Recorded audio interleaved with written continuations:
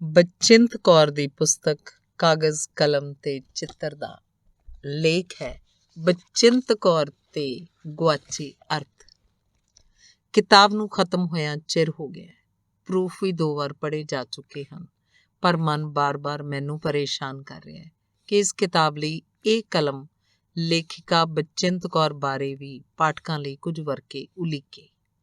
ਜਨਮ ਪਿੰਡ ਭੜੋ, ਜ਼ਿਲ੍ਹਾ ਸੰਗਰੂਰ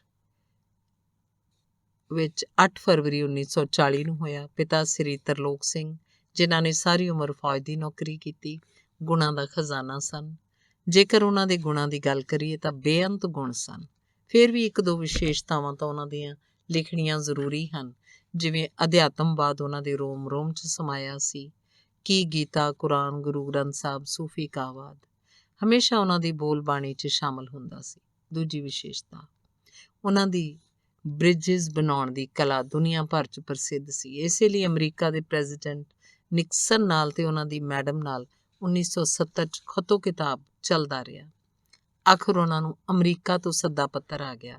ਹੋਰ ਵੀ ਅਨੇਕਾਂ ਗੁਣ ਸਨ ਉਹਨਾਂ ਵਿੱਚ, ਜਿਵੇਂ ਪੇਂਟਿੰਗ ਕਲਾ 'ਚ ਵੀ ਉਹ ਮਾਹਰ ਸਨ, ਵੈਦ ਵੀ ਬਹੁਤ ਵਧੀਆ ਸਨ, ਆਪਣੇ ਪੱਲਿਓਂ ਪੈਸੇ ਖਰਚ ਕੇ ਗਰੀਬਾਂ ਦੀ ਦਵਾ ਦਾਰੂ ਕਰਦੇ ਰਹਿੰਦੇ।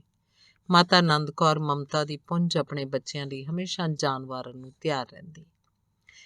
ਇੱਕ ਸਧਾਰਨ ਪਰਿਵਾਰ 'ਚ ਜਨਮੀ ਬਚਿੰਤ ਕੌਰ ਦਾ ਪਾਲਣ ਪੋਸ਼ਣ ਅਧਿਆਤਮਕ ਸੰਸਕਾਰਾਂ 'ਚ ਹੋਇਆ। ਭਾਵੇਂ ਸ਼ਾਦੀ 12 ਵਰ੍ਹਿਆਂ ਦੀ ਉਮਰ 'ਚ ਹੀ ਹੋ ਗਈ, ਪਰ ਪੜ੍ਹਨ ਲਿਖਣ ਦੀ ਤਾਂਘ ਨੇ ਇਹਨਾਂ ਨੂੰ ਹਿੰਮਤ ਹਾਰ ਕੇ ਬੈਠਣ ਨਹੀਂ ਦਿੱਤਾ।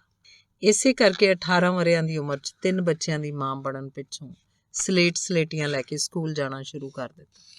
ਫਿਰ 8ਵੀਂ 10ਵੀਂ ਗਿਆਨੀ BA MA MPhil ਤੱਕ ਪੜ੍ਹਾਈ ਕਰਨ ਪਿੱਛੋਂ PhD ਲਈ ਆਪਣਾ ਨਾਂ ਲੰਡਨ ਯੂਨੀਵਰਸਿਟੀ 'ਚ ਰਜਿਸਟਰ ਕਰਵਾਇਆ, ਜਿੱਥੇ ਡਾਕਟਰ ਸ਼ੈਕਲੇਨਾ ਦੇ ਗਾਈਡ ਨਿਯੁਕਤ ਕੀਤੇ ਗਏ। ਪਰ ਘਰੇਲੂ ਹਾਲਾਤ ਐਸੇ ਬਣੇ ਕਿ ਘਰੋਂ ਪੈਰ ਪੁੱਟਣਾ ਮੁਹਾਲ ਹੋ ਗਿਆ। ਜਦਕਿ ਡਾਕਟਰ ਹਰਨਾਮ ਸਿੰਘ ਸ਼ਾਨ ਤੋਂ ਪਿੱਛੋਂ ਪੰਜਾਬੀ 'ਚ ਦੂਜਾ ਹੀ ਨਾਂ ਸੀ ਜੋ ਲੰਡਨ ਯੂਨੀਵਰਸਿਟੀ ਵਿੱਚ ਰਜਿਸਟਰ ਹੋਇਆ ਸੀ।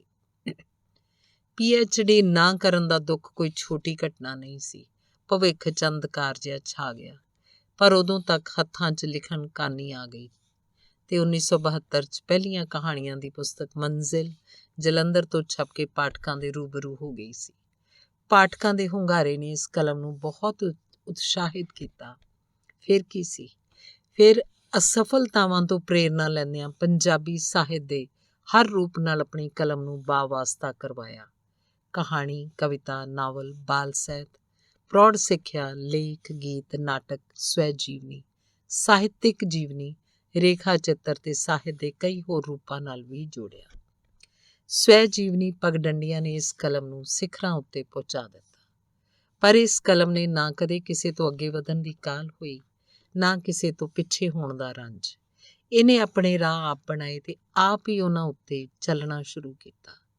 ਲੇਖਿਕਾ ਦੀਆਂ ਰਚਨਾਵਾਂ ਦਾ ਅਨੁਵਾਦ ਨਾ ਕੇਵਲ ਭਾਰਤੀ ਭਾਸ਼ਾਵਾਂ ਵਿੱਚ ਹੀ ਹੋਇਆ, ਬਲਕਿ ਵਿਦੇਸ਼ੀ ਭਾਸ਼ਾਵਾਂ ਦੇ ਪਾਠਕਾਂ ਨਾਲ ਵੀ ਇਸ ਕਲਮ ਦੀ ਜਾਣ ਪਹਿਚਾਣ ਹੈ, ਜਿਵੇਂ ਰੂਸੀ, ਨਾਈਜੀਰੀਅਨ ਤੇ ਯੂਗਸਲਾਵ ਭਾਸ਼ਾਵਾਂ ਨਾਲ। ਯੂਗਸਲਾਵ ਭਾਸ਼ਾ ਵਿੱਚ ਸਵੈ ਜੀਵਨੀ ਪਗਡੰਡੀਆਂ ਨੂੰ ਅਣਗਿਣਤ ਪਾਠਕਾਂ ਨੇ ਸਰਾਹਿਆ ਤੇ ਪਸੰਦ ਕੀਤਾ।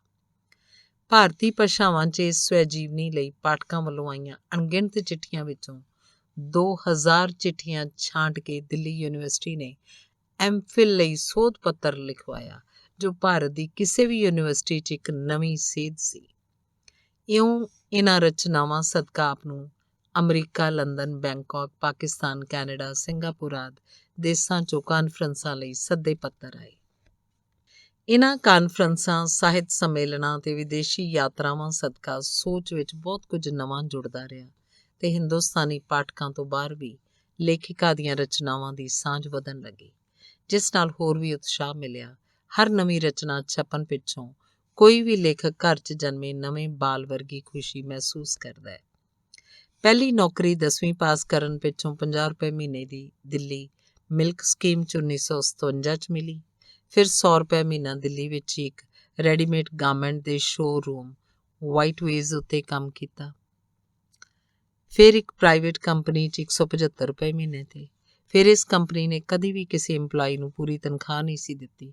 ਉੱਤੋਂ ਪਰੇਸ਼ਾਨੀਆਂ ਦੀ ਲੰਬੀ ਲਿਸਟ।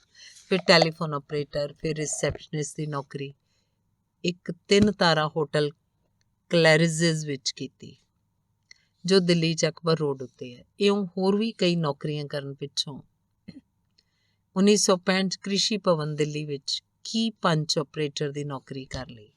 ਪਿੱਛੋਂ ਪੰਜਾਬੀ ਅਕੈਡਮੀ ਵਿੱਚ ਵੀ 1 ਸਾਲ ਲਈ ਜੁਆਇਨ ਕੀਤਾ, ਪਰ ਇੱਥੋਂ ਦੇ ਅਜੀਬੋ-ਗਰੀਬ ਮਾਹੌਲ ਵਿੱਚ ਘੁਟਨ ਮਹਿਸੂਸ ਹੋਈ ਤੇ ਜਿਸ ਕਰਕੇ ਮੁੜ ਆਪਣੀ ਕ੍ਰਿਸ਼ੀ ਭਵਨ ਵਾਲੀ ਨੌਕਰੀ ਤੇ ਆ ਗਈ। ਇੱਥੋਂ 35 ਵਰ੍ਹਿਆਂ ਪਿੱਛੋਂ ਸੰਨ 2000 ਵਿੱਚ ਗਜ਼ਟਿਡ ਪੋਸਟ ਤੋਂ ਰਿਟਾਇਰ ਹੋ ਕੇ ਆਪਣੇ ਬੇਟੇ ਕੋਲ ਅਮਰੀਕਾ ਜਾ ਵਸੀ। ਉੱਥੇ ਫਿਰ ਉਹਨੂੰ ਜ਼ਿੰਦਗੀ ਦੀ ABC ਬੁੱਢੋ ਸੁੱਢੋ ਸ਼ੁਰੂ ਕਰਨੀ ਪਈ। Baby sitter, cafeteria worker, extra actor ਭਾਵ ਵਿਦੇਸ਼ੀ, ਕਰਾਊਡ ਵਿੱਚ ਖੜੇ ਹੋਣਾ, ਜਿਸ ਲਈ 8 ਘੰਟੇ ਦੇ $100 ਤੇ ਆਉਣ ਜਾਣ ਦਾ ਕਿਰਾਇਆ ਮਿਲਦਾ ਸੀ। ਪਰ ਸਾਰਾ ਦਿਨ ਅਸੀਂ ਆਪਣਾ ਪੜ੍ਹਨ ਲਿਖਣ ਦਾ ਕੰਮ ਕਰਨ ਲਈ ਨਾਲ ਲਿਜਾ ਸਕਦੇ ਸੀ, ਕਿਉਂਕਿ ਅਸੀਂ ਤਾਂ ਸਿਰਫ ਇੱਕ ਅੱਧ ਸ਼ਾਟ ਵਿੱਚ ਹੀ ਖੜੇ ਹੋਣਾ ਹੁੰਦਾ ਸੀ। ਕੋਈ ਬੁਰਾ ਕੰਮ ਨਹੀਂ ਲੱਗਿਆ। ਸਾਰਾ ਦਿਨ ਤਾਂ ਉੱਥੇ ਬੈਠ ਕੇ ਪੜ੍ਹ ਲਿਖ ਸਕਦੇ ਸੀ। ਇਸ ਤਰ੍ਹਾਂ $100 ਰੋਜ਼ ਦੇ ਮਿਲ ਜਾਂਦੇ। ਇਹ ਜ਼ਿੰਦਗੀ 'ਚ ਬਿਲਕੁਲ ਨਵਾਂ ਤਜਰਬਾ ਸੀ। ਜਾਂ ਫਿਰ ਇੰਟਰਪ੍ਰੇਟਰ ਦੀ ਜੌਬ, ਜੋ ਅਲੱਗ-ਅਲੱਗ ਹਸਪਤਾਲਾਂ 'ਚ ਜਾ ਕੇ ਜਾਂ ਵਕੀਲਾਂ ਨਾਲ ਮੁਕੱਦਮਿਆਂ ਦੀ ਪੈਰਵੀ ਕਰਨ ਸਮੇਂ ਕਰਨੀ ਪੈਂਦੀ ਸੀ। ਇਸ 'ਚ $60-70 1 ਘੰਟੇ ਦੇ ਮਿਲ ਜਾਂਦੇ ਸਨ। ਆਖਰ ਸਭ ਕੁਝ ਛੱਡ ਛਡਾ ਕੇ 60 ਵਰ੍ਹਿਆਂ ਦੀ ਉਮਰ 'ਚ ਉੱਥੇ ਅਮਰੀਕਾ 'ਚ CNA ਸਰਟੀਫਿਕੇਟ ਨਰਸਿੰਗ ਅਸਿਸਟੈਂਟ ਦੀ ਟ੍ਰੇਨਿੰਗ ਕੀਤੀ ਤੇ ਇੱਕ ਚੰਗੇ ਹਸਪਤਾਲ 'ਚ $13 ਪ੍ਰਤੀ ਘੰਟਾ ਦੀ ਨੌਕਰੀ ਜੁਆਇਨ ਕਰ ਲਈ। ਪਰ ਪਤੀ ਦੇ ਵਿਛੋੜੇ ਪਿੱਛੋਂ ਅਮਰੀਕਾ ਫਿੱਕਾ ਹੀ ਲੱਗਿਆ। ਜਿਸ ਸ਼ਖਸ ਨੇ ਪੜ੍ਹਾਇਆ ਲਿਖਾਇਆ, ਦਿੱਲੀ ਦੀਆਂ ਝੌਂਪੜੀਆਂ ਤੋਂ ਅਮਰੀਕਾ ਦੇ ਇੱਕ ਸ਼ਾਨਦਾਰ ਘਰ 'ਚ ਲਿਆ ਕੇ ਵਸਾਇਆ ਸੀ, ਉਹਦੇ ਜਾਣ ਪਿੱਛੋਂ ਘਰ ਉਦਾਸ ਲੱਗਣ ਲੱਗਿਆ। ਸਾਰਾ ਸਾਜ਼ੋ ਸਮਾਨ, ਡਾਲਰ ਤੇ ਅਮਰੀਕਾ ਦੀ ਸ਼ਾਨੋ ਸ਼ੌਕਤ ਫਿੱਕੀ ਪੈ ਗਈ। ਲਿਖਣ ਪੜ੍ਹਨ ਦਾ ਰੁਝਾਨ ਵੀ ਬਹੁਤ ਘਟ ਗਿਆ। ਹਰ ਸਮੇਂ ਕਾਰਾਂ ਚੁੱਕੀ ਭੱਜੇ ਫਿਰੋ, ਕਦੇ ਇੱਧਰ ਕਦੇ ਉੱਧਰ। ਕਿਸ ਲਈ? ਸਵਾਲ ਪੈਦਾ ਹੋਇਆ। ਉਦਾਸ ਮਨ ਨੇ ਪੁੱਛਣਾ ਸ਼ੁਰੂ ਕੀਤਾ ਕਿ ਇਹ ਸਭ ਹੁਣ ਕਿਸ ਲਈ?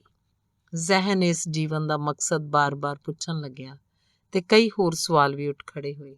ਕਿਸੇ ਵੀ ਸਵਾਲ ਦਾ ਸਹੀ ਜਵਾਬ ਨਹੀਂ ਸੀ, ਜਿਸ ਕਰਕੇ ਉਹ ਸਭ ਕੁਝ ਛੱਡ ਛਡਾ ਕੇ ਹਮੇਸ਼ਾ ਲਈ ਮੁੜ ਦਿੱਲੀ ਆ ਗਈ। ਇੱਥੇ ਵੀ ਇਕੱਲ ਤੇ ਪ੍ਰਸਥਿਤੀਆਂ ਆੜੇ ਆਈਆਂ, ਜਿਨ੍ਹਾਂ ਤੋਂ ਬਚਣ ਲਈ ਉਹਨੇ ਇੱਕ ਹਸਪਤਾਲ 'ਚ ਸੇਵਾ ਕਰਨ ਦਾ ਮਨ ਬਣਾ ਲਿਆ ਤੇ ਰੱਬ ਦੀ ਰਹਿਮਤ ਨਾਲ ਉਹਨੂੰ ਇਹ ਸਭ ਰਾਸ ਆ ਗਿਆ। ਇੱਥੇ ਆ ਕੇ ਉਹਨੂੰ ਜਿਵੇਂ ਜ਼ਿੰਦਗੀ ਦੇ ਗੁਆਚੇ ਹੋਏ ਸਾਰੇ ਹੀ ਅਰਥ ਲੱਭ ਗਏ। ਮਨ ਨੂੰ ਹਰ ਪਾਸਿਓਂ ਸ਼ਾਂਤੀ ਤੇ ਸਕੂਨ ਮਹਿਸੂਸ ਹੋਣ ਲੱਗਿਆ ਜਿਵੇਂ ਮੰਜ਼ਿਲ ਮਿਲ ਗਈ ਹੋਵੇ। ਹੁਣ ਸੋਚ ਵਿੱਚ ਇੱਕੋ ਗੱਲ ਹੈ ਕਿ ਜੀਵਨ ਯਾਤਰਾ ਦੀਆਂ ਅੰਤਿਮ ਘੜੀਆਂ ਇਸੇ ਧਰਤੀ ਉੱਤੇ ਸਮਾਪਤ ਹੋਣ, ਇਸੇ ਦਰਿਆ ਦੇ ਪਵਿੱਤਰ ਪਾਣੀਆਂ 'ਚ ਤਨ ਦੀ ਮੁੱਠੀ ਭਰ ਰਾਖ ਤੇ ਹੱਡੀਆਂ ਘੁਲ ਮਿਲ ਜਾਣ। ਧੰਨਵਾਦ। ਸਮਾਪਤ।